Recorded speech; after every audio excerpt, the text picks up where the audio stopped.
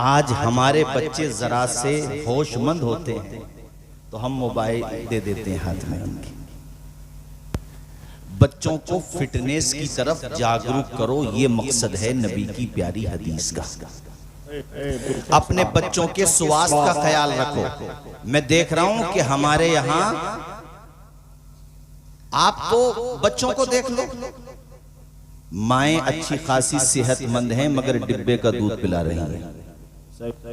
जी जी। अगर डॉक्टर ने मशवरा दिया है तो बात अलग है, वीकनेस है बॉडी में तो बात अलग है, वरना माँ के दूध में जो ताकत है बच्चों के लिए, वो ताकत बच्चों को किसी के दूध में नहीं मिल सकती। और डिब्बे का दूध से तो बचना चाहिए। माँ का दूध नहीं है, डॉक्टर ने मना कर दिया, या माँ फौत हो गई, बच्चा यतीम हो गया, या कोई और मजबूरी है, शरी मजबूरी है, तब गाय का दूध चूंकि वो बड़ा सॉफ्ट होता है बच्चों को पिला देना चाहिए। मेरे नबी ने बचपने में अपने नवासों को कुश्ती सिखा करके तुम्हें यह पैगाम दिया है कि अपनी पोती पोता को, अपने बच्चों को, अपने नवासों को बचपने ही से उनके जिस्म को हेल्दी रखो, सेहतमंद बनाओ। अरे जिसकी सेहत होती है, कहा जाता है तंदुरुस्ती हजार नेमत है। अगर तेरे पास दौलत भी है, तेरे पास माल का अंबार है, मगर सेहत नहीं है तो सब बेकार है। जी जी, यही बात। तकरीर में ये बातें नहीं आती, मगर मैं इसलिए जिक्र कर रहा हूं कि मैं जानता हूं जो फिट रहेगा वही हिट रहेगा।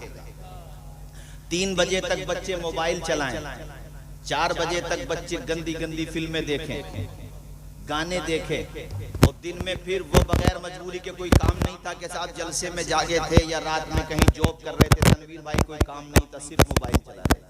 आप देख लो, मैं कह रहा हूं आप पता करो डॉक्टर हजरात से, 17 साल, 15 साल, 13 साल, 25 साल तक के युवाओं की लिस्ट लेकर के और डॉक्टर हजरात से बॉडी में वीकनेस है, पिंडलियों में ताकत नहीं बची, रीढ़ की हड्डी कमजोर हो गई, आंखों की बीनाई कमजोर हो गई, और इतनी कमजोर हो गई कि वो उम्र कमजोर होने का क्या मतलब। हाँ, बच्चा पढ़ रहा है तो समझ में आता है, ये तो पढ़ भी नहीं रहा है तो इसकी निगाह क्यों कमजोर हो रही है भाई। जो बच्चा पढ़ रहा था तो उसका तो समझ में आता है, कॉमन सेंस है कि भाई हो सकता है निगाह पढ़ने की वजह से। ओ भाइयों, मुस्कुरा के इस बात को न टालो, अल्लाह ने तुम्हें सेहत दी है, इसकी हिफाजत करो। ये सेहत का खजाना है, इसकी हिफाजत करो, जिंदगी भर काम आएगा। यहाँ बड़े बूढ़े बैठे हैं, इन्होंने तुम्हारी तरह दौलत का दौर नहीं देखा, मेहनत से दिन भर कमाते थे, ये रिफाइंड की जगह सरसों का तेल इस्तेमाल करते थे। इनके बाजुओं की ताकत देखो, ये मठा पीते थे, छाछ पीते थे, दिन भर काम करते थे। आज 25 साल के युवा के बाजू में वो ताकत नहीं होगी जो यहाँ बैठे हुए 60 साल के बूढ़े के अंदर ताकत होगी। रीजन क्या है? इनके बाप दादाओं ने दंगल कराए थे, इनके दौर में रेसें हुआ करती थी, इनके दौर में 24-24 घंटे बच्चे मोबाइलों की स्क्रीन पे अपनी जिंदगियां बर्बाद नहीं करते थे, बल्कि दौड़े होती थी, दंगल हुआ करते थे, बाजुओं में ताकत होती थी, दाव सिखाए जाते थे। मेरे नबी ने अपने नवासों को आखिर कुश्ती क्यों सिखाई बताओ? रीजन ये है कि मेरे उम्मतियों, तुम भी अपने बच्चों को तैरना सिखाओ। अभी कहीं पर बाढ़ आ जाए, तेरा बच्चा तैरना जानता होगा, हद्दल इम्कान वो खुद को भी बचा लेगा, डूबने वालों को भी बचा लेगा। अगर तेरा बच्चा, अब उसके बाजुओं में ताकत होगी, अल्लाह न करे कोई मुसीबत का वक्त आ जाए, कोई परेशानी आ जाए, रास्ते में चोर उचक्के मिल जाए, कोई मुसीबत आ जाए, तो अपना भी डिफेंस कर लेगा, अपनी फैमिली का भी डिफेंस कर लेगा। ओ यार, मेरी बात को तवज्जो के साथ सुनो। आज हमारे जवान तबाह बर्बाद हो रहे हैं। मैंने अभी मोरबी के हवाले से सुना भी और वीडियोस में देखा भी कि कई लोगों ने डूबते हुओं को बचाया। क्यों बचाया? क्योंकि उनके माँ बाप ने उन्हें तैरना सिखा दिया था। तुमने तो अपने बच्चों को सिर्फ मोबाइल देखना सिखाया, सीरियल वो देख रहे हैं, फिल्में वो देख रहे हैं, 24-24 घंटे मोबाइल की स्क्रीन पर लगे हुए अपनी जिंदगी तबाह बर्बाद कर रहे हैं। हम भी क्या खूब हैं, जीने की अदा भूल गए, अपने असलाफ के नक्शे कफे पर भूल गए। मंजिलें पाना तो ठहरा है बहुत दूर की बात, इतना भटके के खुद अपना पता भूल गए। बाबा, यही बात। मैं ये बातें करना नहीं चाह रहा था, मगर मैं इसलिए जिक्र कर रहा हूं कि पर्दे में भलाई है। जी जी, पिताजी समझते हैं कि बेटे आराम फरमा रहे हैं, और बेटे पूरी पूरी रात जिंदगी बदनाम फरमा रहे हैं। आज हमारी कौम की बेटियां, अरे पहले फरार होती थी, हालांकि वो भी गलत था। मेरी बेटियों तक आवाज जाए तो सुनो कौम की बहन बेटियों, तुम्हारे माँ बाप तुम्हारे रिश्ते के हवाले से सारी चीजों को सोचते हैं, जल्दबाजी नहीं करते। यही वजह है कि जो रिश्ते माँ बाप करते हैं वो पायदार रहते हैं, और जो रिश्ते बच्ची और बच्चा आपस में कर लेते हैं वो रिश्ते 5% सक्सेस होते हैं, 95% वो रिश्ते बर्बाद हो जाते हैं और नौबत तलाक तक आ जाती है। जी जी, मैं बेटियों से भी बेटों से कह रहा हूं, पहले कम से कम एक दूसरे के कलमे का ख्याल होता था कि कलमे का शरीक हो, ईमान का ख्याल होता था। आज मुझे कहते हुए शर्म आती है कि मेरी कौम की बेटियों को इस बात की परवाह नहीं कि मैं जिसके साथ फरार हो रही हूं वो कौन है, बस इशारा समझ लो, अखबारात में पढ़ते हो गया। इसी तरह बेटों को भी ख्याल नहीं, ऐ मेरी कौम के बेटों, तुम्हारी हमारी कौम में मुस्लिम समाज में बेटियों की कमी है कि स्कूल में गए तो पता चला कि क्या जिक्र करूं मैं, आप तो रास्ते में आइए, ये आपका मेन रास्ता है, चले जाइए परेवा में आखिर तक। कोई किसी गली के किनारे पे लगा हुआ होगा, कोई किसी गली के नुक्कड़ पे अपने मोबाइल पे कान पे बात कर रहा। भाई रात में 3 बजे तेरा कौन सा काम चल रहा, भाई 2 बजे आओ तब लगा पड़ा है। मौलाना तनवीर अशरफ साहब मुस्कुरा के बोले, हजरत जिधर देखो उधर ही इश्क के बीमार बैठे हैं, हजारों मर चुके सैकड़ों तैयार बैठे हैं। बात है, वाह वाह वाह। इश्क करना है तो फिर उससे कर, जो कलाई पकड़ ले तो उस वक्त तक नहीं छोड़ते जब तक तुझे जन्नत में नहीं पहुंचा दे। वाह वाह।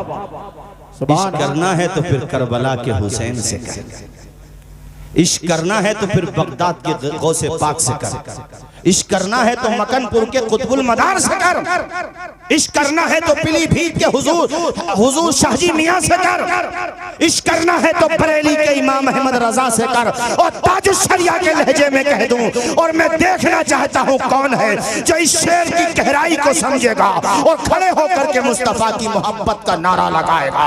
हुजूर अख्तर रजा खान ने कलम तोड़ दी, अल्लाह की कसम, तुम्हारे खाबीदा ज़हनों को झंझोड़ करके कहा, अरे नादानो, जिंदगी ये नहीं है किसी के लिए, जीना मरना है सब कुछ नबी के लिए। ना समझ मरते हैं जिंदगी के लिए, जीना मरना है सब कुछ नबी के लिए, आवाज आए सब कुछ। इसलिए इस बात को समझो। अल्लाह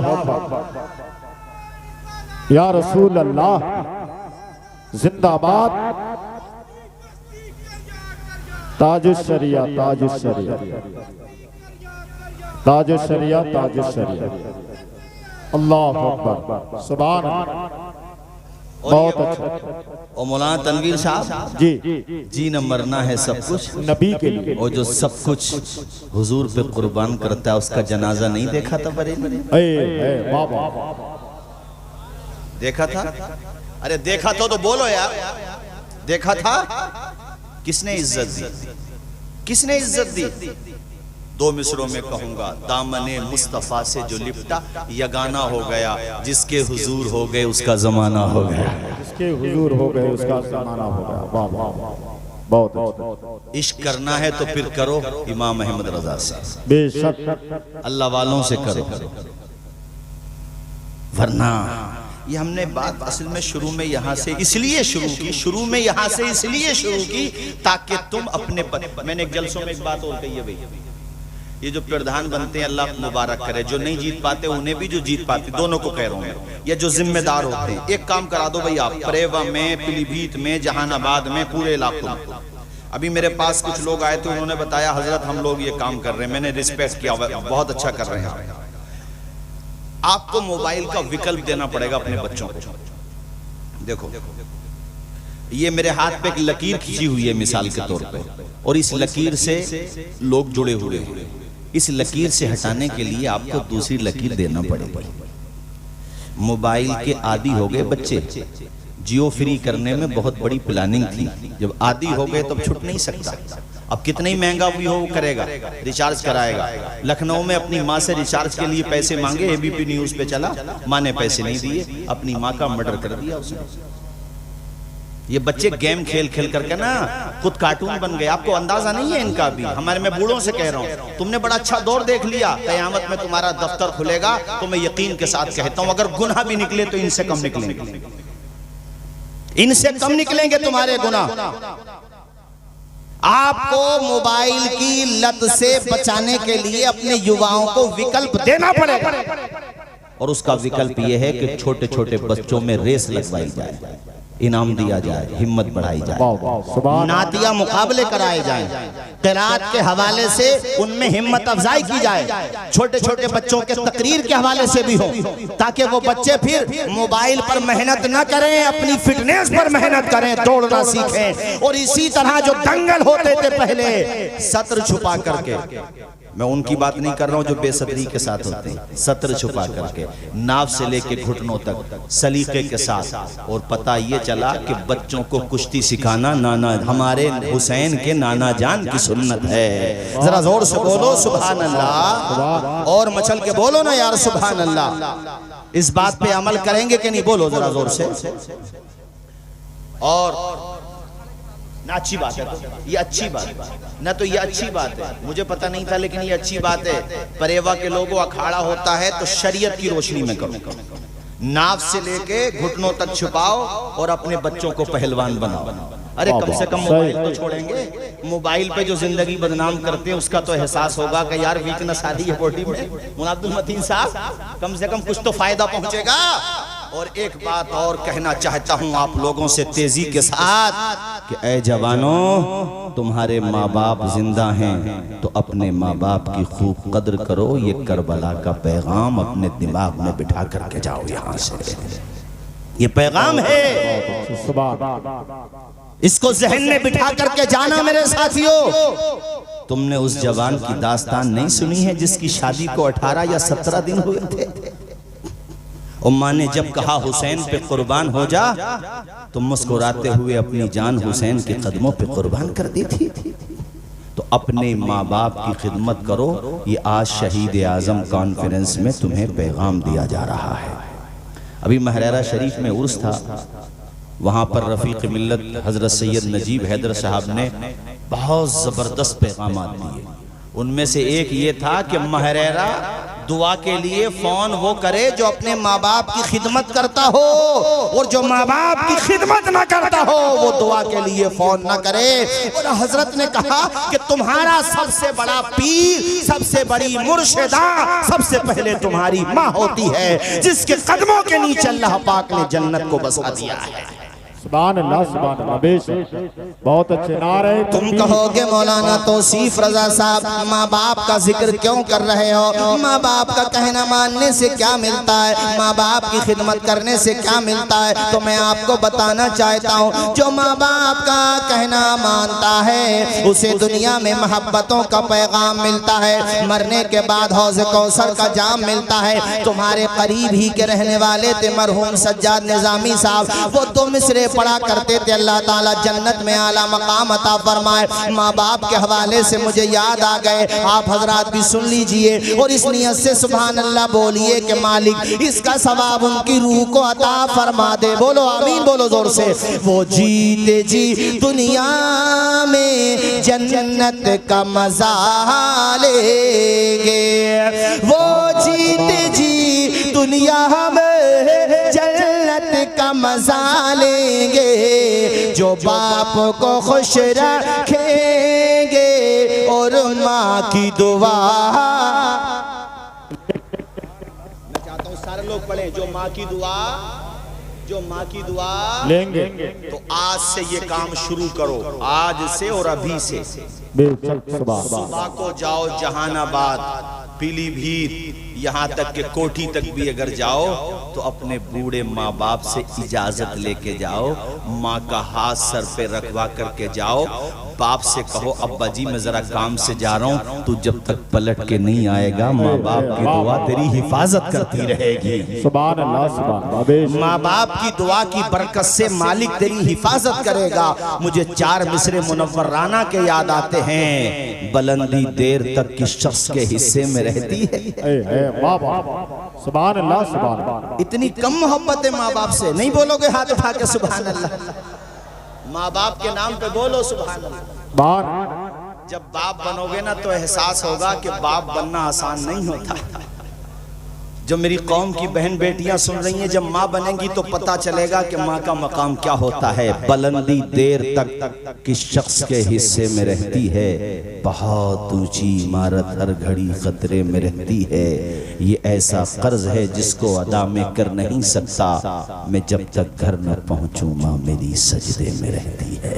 सुभान अल्लाह सुभान अल्लाह। बेशक मुनव्वर राना साहब मिल गए लखनऊ से आते हुए। मैंने कहा मैं आपके अशार पढ़ देता हूँ, मुझे उनके बारे में ज्यादा पता नहीं लेकिन माँ के बारे में अच्छी शायरी करते हैं। मैंने कहा साहब आपने ये 4 मिसरे बहुत अच्छे कहे कि हमारे कुछ गुनाहों की सजा भी साथ चलती है, अब हम तन्हा नहीं चलते, दवा भी साथ चलती है।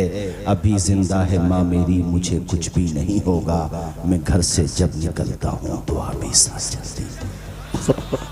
इमाम हुसैन ने जब मदीना छोड़ा था तो अपनी अम्मी जान हजरत सैयदा तैयबा आबिदा जाहिदा फातिमा ज़हरा की कब्र पे जाकर के आंसू बहाए थे। ये पैगाम इसलिए दे रहा हूँ कि तुम में से किसी की माँ का साया उठ चुका हो तो कब्र से वास्ता तोड़ मत देना, हफ्ते में एक दिन कम से कम जाके फातिहा पढ़ लिया करना। वालिद का साया उठ चुका है। एक जुमला, औरत जब प्रेग्नेंट होती है ना, डॉक्टर कह दे ये चीज नहीं खाना, अल्लाह की कसम हाथ नहीं लगाती। किसके लिए? तेरे लिए। और जब डिलीवरी का टाइम आता है, तनवीर भाई जरा सुने, बड़ी अच्छी बात मुझे याद आ गई। ये आपके खित्ते के हैं, जोखनपुर के, हमारे अमरोहा में एक जमाने से है माशाल्लाह, और पुराने नाजिमों में शुमार होता है। बेहतरीन निजामत करते हैं इख्तिसार के साथ माशाल्लाह, अल्लाह खूब बरकतें अता फरमाए। डिलीवरी का टाइम, डॉक्टर ने देखा सिचुएशन डिफिकल्ट है, अरे कलेजे पे हाथ रख के सुन जवान। परिवार वालों से कहा डॉक्टर ने कि या तो जच्चा को बचा लो या बच्चा को बचा लो। माँ को बचाना है तो बच्चा नहीं बचेगा, और बच्चे को बचाना है तो माँ नहीं बचेगी। है कोई ऐसी हस्ती जो तेरे लिए अपनी जान दे दे? सगा भाई भी कुछ देर के लिए सोचेगा, कुछ देर के लिए तो सोचेगा। मैं ये नहीं कहता जान नहीं देगा, जबकि उस माँ ने अभी बेटे को देखा तभी नहीं है। लेकिन माँ कहती है आधी होश में है आधी बेहोश है कि डॉक्टर साहब मेरी फिक्र न करो, मेरे बच्चे को बचा लो। ये सिर्फ माँ का कलेजा होता है, कहती है मेरे बच्चे को बचा लो। हमने माँ को क्या दिया, बाप को क्या दिया हमने? सुबह से शाम तक कमाता है बाप, शाम को घर पे आता है थका हारा, जहानाबाद से आया, पीलीभीत से आया, सितारगंज से आया, दूर दूर से बेचारा कमा करके आया, और शाम को तेरे चेहरे पे खिली हुई मुस्कुराहट देखता है, बाप की थकान उतर जाती है। जिंदगी अगर एक दरख्त है तो उस दरख्त की जड़ का नाम माँ बाप है। अगर तुम जड़ को काट दोगे, वो दरख्त कितना ही तनावर हो जाए, कितना ही सरसब्ज व शादाब हो जाए, अगर जड़ नहीं रहेगी तो वो दरख्त भी नहीं रहेगा। जी जी जी। इसलिए कहता हूँ अपने माँ बाप की खिदमत किया करो, अपने माँ बाप की सेवा किया करो। बाजार से सामान खरीद के लाते हो, पहले माँ बाप के हाथ पे रख दिया करो, अपने माँ बाप की कुर्बानियाँ याद किया करो। आए लोगों, अपने माँ बाप को मोहब्बत से देखा करो, प्यार किया करो। ये फसाना नहीं हकीकत है, अपनी माँ से, अपनी माँ से जिसे मोहब्बत है, गौर से पे तू क्यों नहीं कहता, माँ के कदमों के नीचे जन्नत है। सुभान अल्लाह सुभान अल्लाह। नारे तकबीर, नारे रिसालत, मसलके आला हजरत। सुभान अल्लाह सुभान अल्लाह। मैं तो ये चाहता हूँ मेरे भाइयों, इमाम आली मकाम की मोहब्बत में आप यहाँ आए हो तो उनकी सीरत की खुशबू लेकर के जाओ, उनकी मोहब्बत का नूर लेकर के जाओ, अपने आप को सच्चे हुसैनी बना लो। दुनिया वाले तुम्हारा किरदार देखें, गुफ्तार देखें, तुम्हारी रफ्तार देखें तो वो ये कहने पर मजबूर हो जाएं, जब हुसैनी का किरदार ऐसा है तो करबला में इमाम हुसैन का किरदार कैसा हो। बेशक वाह वाह बहुत अच्छा। जरा ऊंचा बोलिए। मौलाना तनवीर साहब जी जी सुनिए जरा। जी अता कुछ नेक लोगों का गुजर वाह एक बस्ती के पास से हुआ जहां थोड़े थोड़े मकान थे, कोई कोई मकान था, वो जंगल ही ज्यादा था। वो लोग वहीं पे रात को रुक गए। कलयुगी में ये बात लिखी हुई है। अब रात में वो लोग जब सो गए तो उनकी आंख खुली जिस वक्त, तो उन्होंने गधे की आवाजें सुनी। किसकी? और गधे की आवाज सबसे बुरी आवाज होती है। अगर गधा बोले तो फिर कोई सो नहीं सकता। इन्ना अनकरल अस्वाती लसौतुल हमीर, सबसे बुरी आवाज गधे की आवाज होती है। वो लोग सो नहीं पाए। अब वो बाहर निकल के देखते थे, यार गधे की आवाज आती है मगर गधा नजर नहीं आता। दिन का उजाला हुआ, पास में एक झोपड़ी पे नजर गई। उन्होंने सोचा कि यार यहाँ जाके पूछते हैं कि ये रात में आवाज क्यों आ रही थी, किसकी आ रही थी। करीब में पहुंचे तो वो मकान एक बूढ़ी औरत का मकान था। जाकर के उसको अपनी बात बताई तो बूढ़ी औरत कहती है कि वो जो रात में तुमने गधे के आवाजें, जो बुरी आवाजें सुनी, वो किसी जानवर की आवाज नहीं थी, मेरे मरे हुए बेटे पर अजाब हो रहा है, उसी की आवाजें थी। अल्लाह। क्या मतलब? कि मेरा बेटा जिसको मैंने बड़ी दुआओं से मांगा था, जब वो समझदार हो गया, बुरी सोसाइटी में बैठने लगा, शराब पीने लगा। परेवा में अगर किसी से ये गुनाह हुआ हो, यहीं तौबा करके जाए। जिंदगी का कुछ नहीं पता, कब जिंदगी आपसे बेरुखी कर दे। जी जी बहुत सारे लोग देखे गए कि बुढ़ापे में तौबा कर लेंगे। यार बुढ़ापा ही नहीं आता, मौत आ जाती है। हजरत इमाम गज़ाली अल-मुतवफ़्फ़ा 505 हिजरी, आपसे सवाल हुआ कि हजरत तौबा तो बुढ़ापे में भी कबूल हो जाती है। फरमाने लगे, नादान, बुढ़ापा यकीनी नहीं होता, मौत यकीनी होती है। बुढ़ापे पे तौबा को मत टाल, अगर बुढ़ापा ही नहीं आया तो क्या होगा। कितने जवान हैं, मैंने ऐसे जवानों के जनाजे उठाए हैं, ऐसे भयंकर एक्सीडेंट अपनी आंखों से देखे हैं कि कलियर जवान जिनके बाजुओं में भी ताकत थी, जिनके सीने की मिसालें दी जाती थी, जो जमीन पे अकड़ के चला करते थे। हमने ऐसे लोगों के जनाजे उठाए हैं कि उनका भेजा पॉलीथीन में भर के लाया गया था। अल्लाह। मौत आ जाती है जहां घर नहीं होता, बहुतों को तो कफन तक भी मयस्सर नहीं होता। जी जी सही। बुढ़ापे पे मत डालो तौबा को। अगर किसी ने शराब का जाम पी लिया है, इसी तरह से अगर किसी ने जुआ खेला है, सट्टा लगाया है, और मुझे बताया कि कुछ जगहों पे अभी रिवाज है आपके इलाके में भी कि शादी होती है तो डीजों के आके हमारे बच्चे जवान रीचों की तरह नाचते हैं। यार हम क्यों नाच रहे हैं? दुनिया वैसे ही बहुत नचा रही है हमें। तो ये हंसने की नहीं, रोने की बात। ये हंसना समझ रहे हैं आप? आपको पता नहीं है क्या हो रहा दुनिया में आज? आपको अंदाजा नहीं है दुनिया में क्या हो रहा है? अरे कहां से कहां पहुंच गए तुम। तुम्हारे हिजाब पे पाबंदी, तुम्हारे मदरसों पे एतराज, तुम्हारे स्टेटस पे एतराज, तुम्हारे तशख्खुस पे हमले, मगर फिर भी तुम अपनी बहन बेटियों और बेटों की शादी में डीजों के आगे रीचों की तरह नाच रहे हो। अरे दुनिया भी अपने ईमान में बैठ करके वो लोग हंसते होंगे कि इनसे बड़ा बेवकूफ पूरी दुनिया में कोई नहीं है। हम इनके मारने की प्लानिंग कर रहे हैं और ये फिर भी डीजों के आगे रीचों की तरह नाच रहे हैं। शादी नबी की सुन्नत है। किसकी सुन्नत है? तो सुन्नत का रंग नजर आना चाहिए, शैतान का रंग नजर नहीं आना चाहिए। हमारे इलाके में नाम सुना होगा आपने अमरोहा का, जहां हमारे मौलाना तनवीर साहब पढ़ाते। हमारे खित्ते से एक बारात गई थी अमरोहा, और एक ऐसे एक वाकया तहसील सुवार का भी है जिला रामपुर में, और वहां का और भी बहुत सारी जगहों के हैं। बारात गई, पूरी रात सोने नहीं दिया मोहल्ले वालों को, किसी ने आवाज निकाली, खैरियत नहीं। गरीब आदमी की तो अपने मुसलमानों में भी कहां कदर होती है, जो कमजोर होता है उसकी सुनवाई कहां होती है। ताकतवर की सुनवाई हो रही है, ऐसा मत करो। इमाम हुसैन का पैगाम यह है कि सब्र वालों का मोहब्बत से कलाई थाम लो, उनका साथ दे दो, हुस्न अखलाक की अनमोल निशानी दे दो, गम के ठहरे हुए दरिया को रवानी दे दो। तुम हुसैनी हो तो एहसान के मशकीजे से कोई दुश्मन भी अगर मांगे तो पानी दे दो। सुभान अल्लाह, सुभान अल्लाह, बेशक बहुत अच्छा। वो बारात गई पूरी रात तूफान बदतमीजी, जब बारात गई तो उसमें भी नाचते हुए जा रहे थे। ऐसा भयंकर एक्सीडेंट हुआ कि दूल्हा का भेजा भी सलामत नहीं रहा था मेरे साथियों। इसलिए मैंने तुमसे कहा है, जवानी इसको दीवानी मत बनाओ। क़यामत में अल्लाह पाक तुम्हें अपने दरबार में हटने नहीं देगा जब तक इस बात का जवाब नहीं ले लेगा। बताओ जवानी गुजारी कहाँ है तुमने, बताओ जवानी कहाँ गुजारी है। बहुत सारे लोगों से जवाब नहीं दिया जाएगा, मगर हाँ कुछ जवान होंगे जो कहेंगे मालिक जवानी हमने जलसों में गुजारी है, तेरे नबी का जिक्र सुनने में गुजारी है।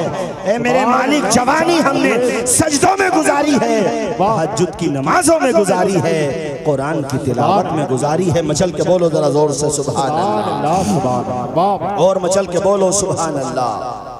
वो जवान माँ का नाफरमान हो गया, बुरी सोसाइटी में बैठने लगा। हमने तुमसे कहा था तुम भी अगर बुरी सोसाइटी में बैठते हो छोड़ दो बुरी सोसाइटी, अच्छे लोगों में बैठा करो, उलमा के पास बैठा करो, अपने इमामों के पास बैठा करो, अपने माँ बाप के पास बैठा करो। ओ यार बुरी सोसाइटी में बैठेगा बुरा बन जाएगा, अच्छों में बैठेगा इंशाल्लाह अच्छा बन जाएगा। यहाँ जलसे में जो भी आया है कुछ ना कुछ तो सीख के जाएगा, और अगर वो बुरी महफिल में जाएगा वहां से भी गुनाह साथ लेकर के आएगा, अच्छों में जाएगा इंशाअल्लाह नेकियों का जखीरा लेकर के आएगा। इसी तरह उसका बूढ़ा, उसका जो जवान बेटा था उस बूढ़ी औरत का, वो शराबी बन गया।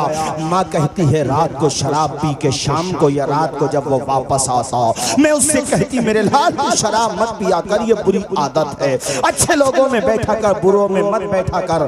तो मेरा बेटा मुझसे कहता था ए बूढ़ी औरत तू गधे की तरह मत कहा कर मुझसे।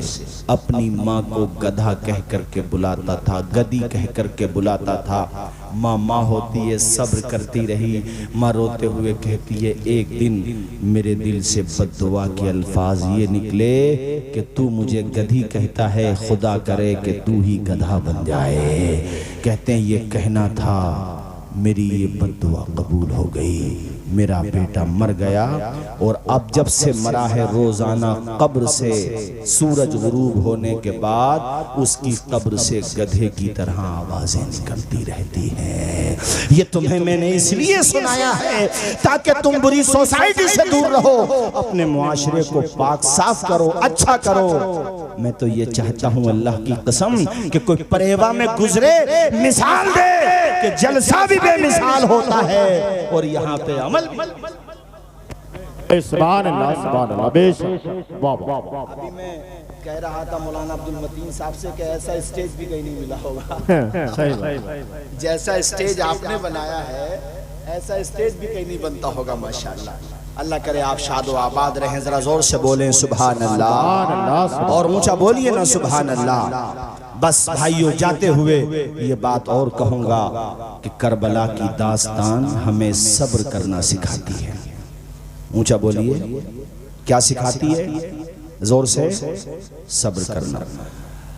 आपके बेटे इमाम ज़ैनुल आबिदीन की ये बात सुनाऊं कि इमाम ज़ैनुल आबिदीन का जब इंतकाल हो गया और उनको नहलाने के लिए गस्साल ने जब तख्त पर, तो आपकी पुष्ट पर और कांधों पर निशानात पाए गए, वजन उठाने के निशानात।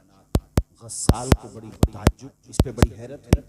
आपके खादिम से पूछा गया तो खादिम ने बताया कि इमाम ज़ैनुल आबिदीन रात के अंधेरों में गरीबों में जाकर के राशन पहुंचा करके आते थे, खाने का सामान पहुंचा करके आते थे। शहीद आज़म कॉन्फ्रेंस करने वाले हमारे हुसैनी कमेटी के जियालो, तो मैं एक काम और सौंप करके जा रहा हूं। मौसम सर्दी का शुरू हो गया है, कुछ पैसा जलसे वाली इस चंदे में से बचा होगा, बाकी और इकट्ठा करो। गरम गरम ब्लैंकेट खरीदो, लिहाफ खरीदो और अपने परे फरेवा में जो बेवा औरतें हैं, बच्चे यतीम हैं, जो कमज़ोर लोग हैं, नुमाइश के लिए नहीं, अखबार वालों को बुला करके नहीं, रात के अंधेरे में उन बहनों भाइयों बच्चों के घरों में जा कर के वो गर्म कपड़े पहुंचा दो। तू पलट के नहीं आएगा, मेरे खुदा ने चाहा तो अल्लाह पाक तुझे अपने करम से इसका बेहतर सिला अता फरमाएगा।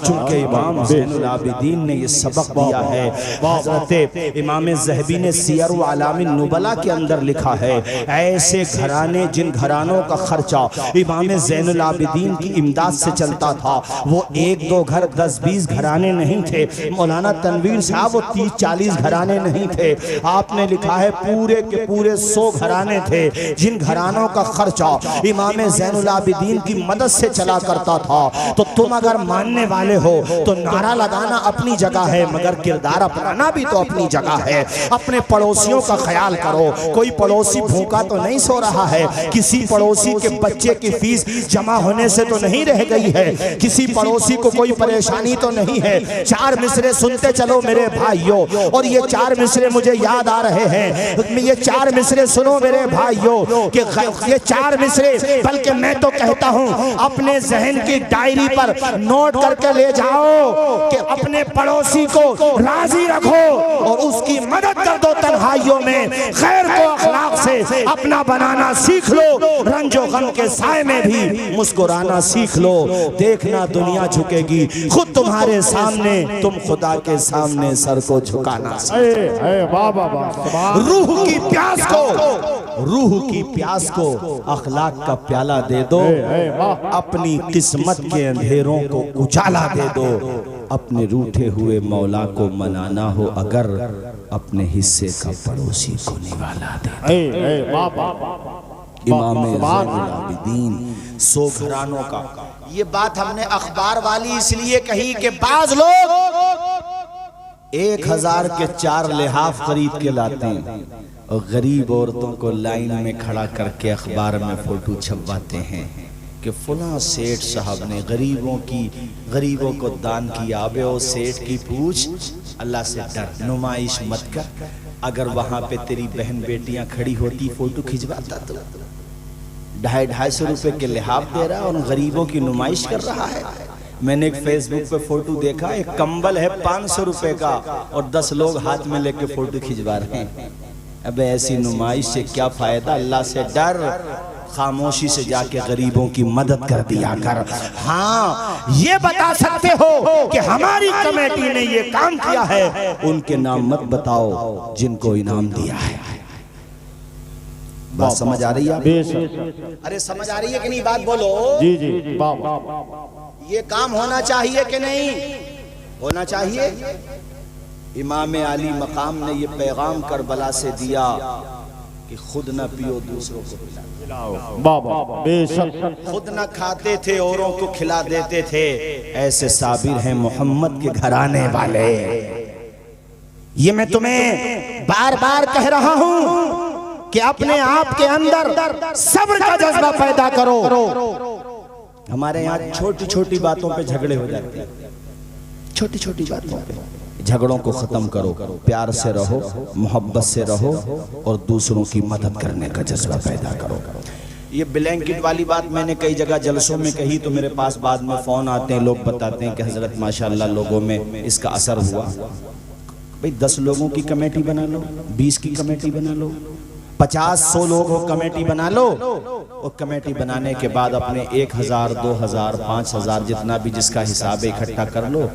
और मैं समझता हूँ 30,000 रुपये भी इकट्ठा कर लिए तो इंशाल्लाह 1000 रुपये के रेट से 30 कंबल तो आ ही सकते हैं। 30 और वो फिर लिहाफ कंबल खरीद लो, लिहाफ खरीद लो। उसका तरीका ये होता है कि कोई मेंबर तुम्हारा किसी मोहल्ले का है, उसको पता होता है कि हमारे मोहल्ले में किसकी माली हालत कमज़ोर है, किसके घर पे ओढ़ने का साधन नहीं है, खामोशी के साथ वहाँ तक पहुँचा दो, वो बड़ी दुआएं देगा तुम्हें। तुमने बुखारी शरीफ की ये हदीस शरीफ नहीं पढ़ी है? आका की प्यारी हदीस जलसों लफ्जों में नहीं सुनी है कि मेरे नबी फरमाते हैं पहली उम्मतों में एक बदकार औरत थी, गुनाहगार औरत थी। बदकार का लफ्ज समझ सकते हो कितनी गुनाहगार होगी।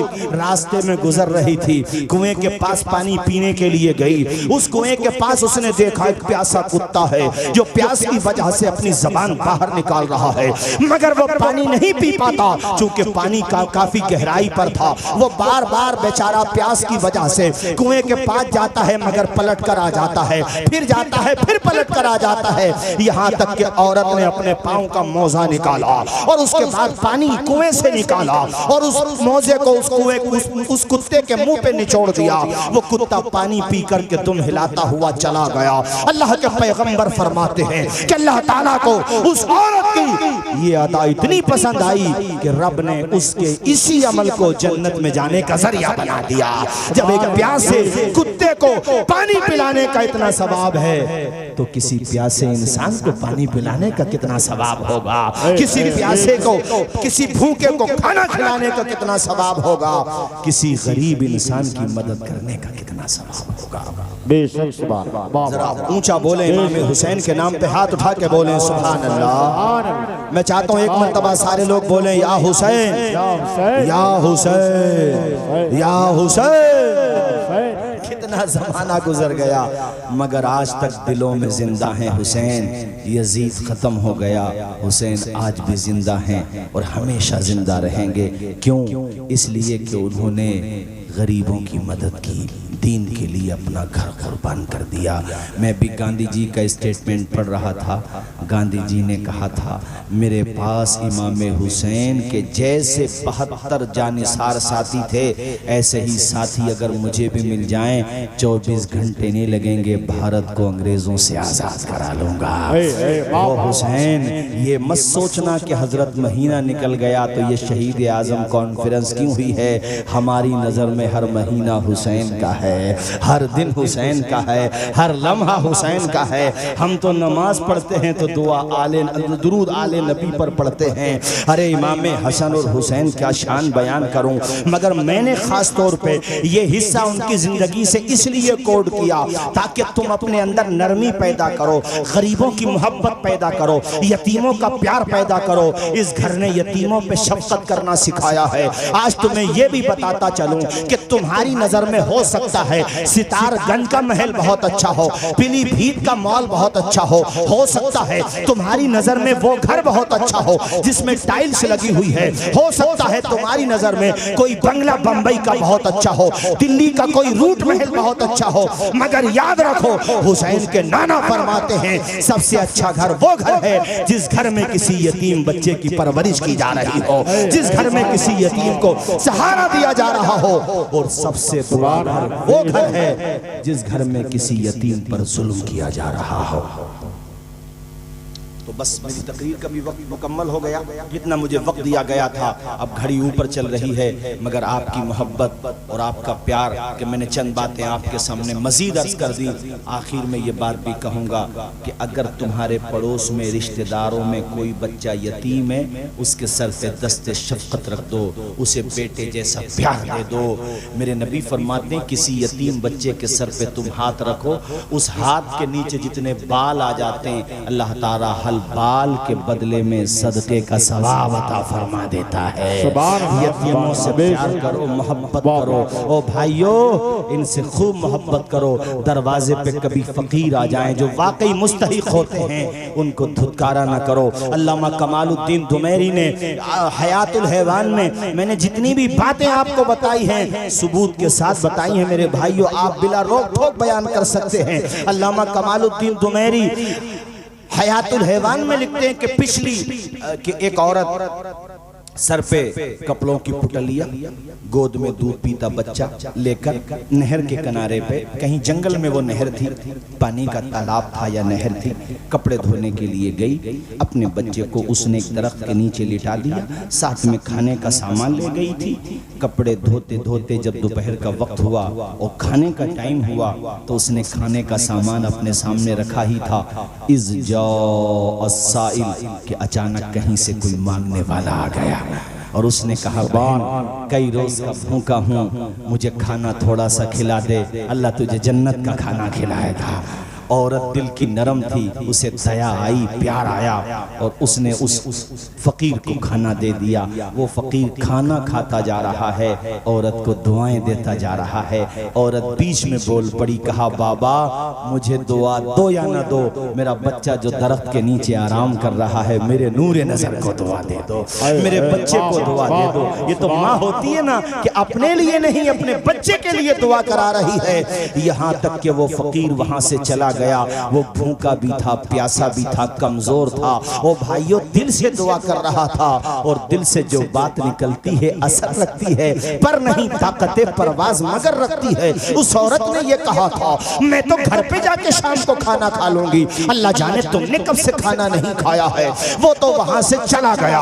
औरत के जो बाकी कपड़े बचे थे उसको धोने में मशगूल हो गई। शाम का वक्त होने को है, कपड़े धो करके फारिग हो गई। उसने सोचा कि कपड़ों की पुटलियां बना लूं, कपड़ों की धुले हुए कपड़ों की पुटलियां बनाई। अब उस तरफ गई जहां बच्चा सुला दिया था। उस दरख्त के जब करीब पहुंची, परेवा के मुसलमान भाइयों, आसपास से आए हुए मेरे सुन्नी भाइयों, जब दरख्त के करीब वो खातून पहुंची, दिल पे एक चोट लगी। दीदाए तर से देखा, आसमां को बड़ी हसरत की नजर से देखा।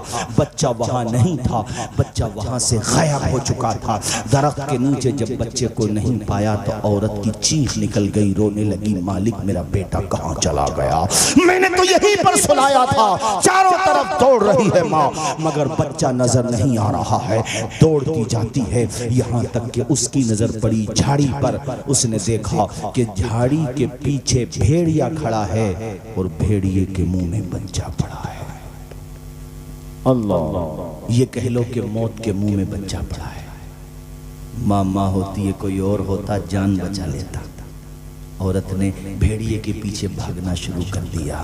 हाय हाय हाय हाय, चोट लगी, पत्थर पे पांव लगा, जमीन पे गिर गई, बेहोश हो गई। कुछ देर के बाद होश आया। कुदरत का करम देखो कि बच्चा पहलू में लेटा हुआ मुस्कुरा रहा था। नहीं बोलोगे मुस्कुरा के सुभान अल्लाह? अरे समझ आ रही है बात, दिल को लग रही है तो बोलो ना जोर से सुभान अल्लाह, और मचल के बोलो। औरत को याद आया कि बच्चा तो खो गया था, मेरे पास कैसे आ गया। उसने चारों तरफ नजर को दौड़ाया कि कौन है जिसने मेरे बच्चे को बचाया। तो दो सफेद कपड़ों वाले नूरानी चेहरों वाले नजर आए, कुछ दूर निकल गए थे। उनको आवाज दी पलट के आओ, हत्ता रजा इलैहा, यहाँ तक कि वो दोनों औरत के करीब आए। औरत ने कहा इतने हसीन चेहरे जिंदगी में नहीं देखे, ऐसे पाकीज़ा लिबास वाले जिंदगी में नहीं देखे हैं मैंने। आखिर तुम हो कौन? मेरे इलाके के तो नहीं लगते, मैं तो इलाके में कमोबेश सबको जानती हूँ। तुम कौन हो? तुम्हारे चेहरे की रंगत अलग है और इसका ढंग ही अलग है, लिबास का तकद्दुस अलग है। आखिर तुम हो कौन? दोनों ने कहा नहनु मलकान, ए खातून हम जमीन वाले नहीं आसमान वाले हैं, हम इस यहाँ के मखलूक नहीं हैं, हम तो अल्लाह के फरिश्ते हैं। फरिश्तों का नाम सुना तो औरत खुशी में रोने लगी और इस तरह से रोई कि आंसू झमझम बरसने लगे। रोते हुए कहती है ए फरिश्तों, तुम्हें अल्लाह ने आसमान से भेजा है? कहा हाँ हाँ अल्लाह ने भेजा है। मेरे मालिक ने क्या कहा था तुमसे जब जमीन पे भेजा था? दोनों फरिश्तों ने कहा अल्लाह पाक ने हमसे हुक्म फरमाया, ए दोनों फरिश्तों जाओ फला मकाम पे पहुंच।